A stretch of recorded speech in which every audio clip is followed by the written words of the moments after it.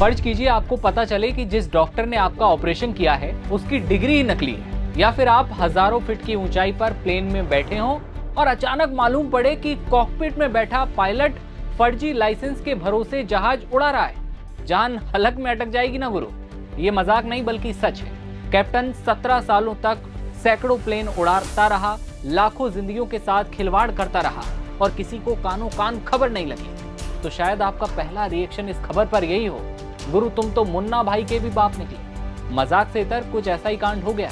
एक शख्स जो बड़े बड़े विमानों का कप्तान बना, 10, 20 या 100 नहीं बल्कि 900 से ज्यादा घरेलू और अंतर्राष्ट्रीय उड़ानें संचालित की, और ये सब करता रहा करीब 17 साल तक, वो भी बिना किसी वैध लाइसेंस के, यानी कि नकली कागजात के साथ। लेकिन कैसे पकड़ा गया ये शातिर पायलट, कैसे खुलासा हुआ?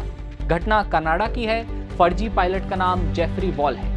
आगे बढ़े उससे पहले बता दें कि घटना पर एयर कनाडा का कहना है कि किसी यात्री को थोड़ी जान का खतरा हुआ, मतलब प्लेन हवा में गोते खा लेता या झूल जाता, तब जाकर सिस्टम के लिए ये खतरे की बात होती।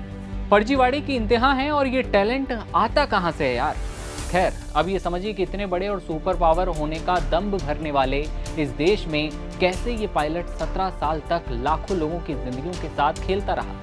तो कॉकपिट में बैठा ये कैप्टन करीब 900 से ज्यादा डोमेस्टिक और इंटरनेशनल फ्लाइटें ऑपरेट कर चुका है और इस पायलट को लेकर चौंकाने वाले खुलासे हुए हैं। अभी कनाडा पुलिस ने आरोपी पायलट को अरेस्ट भी कर लिया है। आपको हैरानी होगी जानकर कि एयर कनाडा ऐसे फर्जी कैप्टन की तारीफों में अभी भी कसीदे पढ़े जा रही है। लेकिन क्यों? इसका जवाब आपको आगे मिल जाएगा। पहले ये जानते हैं कि कैप्टन जेफरी वॉल धरे कैसे गए। अगर एक रूटीन रिव्यू ना होता तो शायद ये धोखाधड़ी किसी की नजर में नहीं आती। होता यह है कि मार्च 2025 में ये सवाल तब उठे जब वॉल के एयरलाइन ट्रांसपोर्ट पायलट लाइसेंस के दस्तावेजों में गड़बड़ियां पाई गईं। इन नतीजों के बाद ट्रांसपोर्ट कनाडा और रीजनल पुलिस ने जांच शुरू की। बाद में जांचकर्ताओं ने सर्च वारंट हासिल किया और दस्तावेजों को बारीकी से एनालिसिस किया। पुलिस का कहना है कि लाइसेंस के रिकॉर्ड नकली थे। 1 जून को वॉल पर 7 अपराधों के आरोप लगाए गए थे। इनमें धोखाधड़ी, नकली दस्तावेज बनाने से जुड़े अपराध और नकली मार्क रखना शामिल है।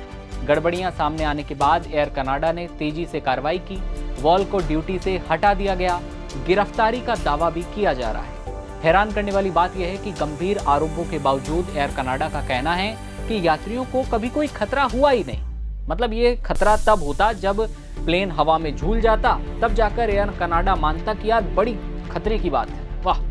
एयर कनाडा ने अपने बयान में कहा कि उसके सभी पायलटों को हर 6 महीने में मैंडेटरी टेस्टिंग से गुजरना पड़ता है। इसके अलावा हर साल एक सर्टिफाइड पायलट फ्लाइट से जुड़ी जांच करता है। लेकिन इस मामले ने एयर कनाडा के साथ साथ कैनेडियन एविएशन सेफ्टी और लाइसेंसिंग सिस्टम पर गंभीर सवाल खड़े कर दिए। सवाल ये भी कि उसके कारनामों की किसी को भनक तक नहीं लग पाई। एयरलाइन का कहना है कि जेफरी वॉल ने अपने पूरे करियर में ट्रेनिंग और फ्लाइट टेस्टिंग के हर टेस्ट को सफलतापूर्वक पूरा किया। इसके अलावा उन्होंने बड़े एयरक्राफ्ट को सेफली ऑपरेट कर अपनी काबिलियत भी साबित की। सवाल सिर्फ जेफरी वॉल का नहीं है, सवाल उस सिस्टम का है जिसने 17 साल तक कथित तौर पर एक फर्जी लाइसेंसधारी पायलट को विमान उड़ाने दिया। क्योंकि विमान में बैठे यात्रियों की जिंदगी भरोसे पर चलती है, और जब उसी भरोसे में सेंध लग जाए तो चिंता सिर्फ एक देश की नहीं बल्कि पूरी विमानन व्यवस्था की बन जाती है। और यही कनाडा में हुआ, जहां 17 साल तक ये कैप्टन उड़ाता रहा, लेकिन उसके बावजूद सिस्टम को पता तक नहीं लगा, भनक तक नहीं लग पाई। इस खबर पर आपकी क्या राय है? कितनी चौंकाने वाली बात ये खबर ये थी।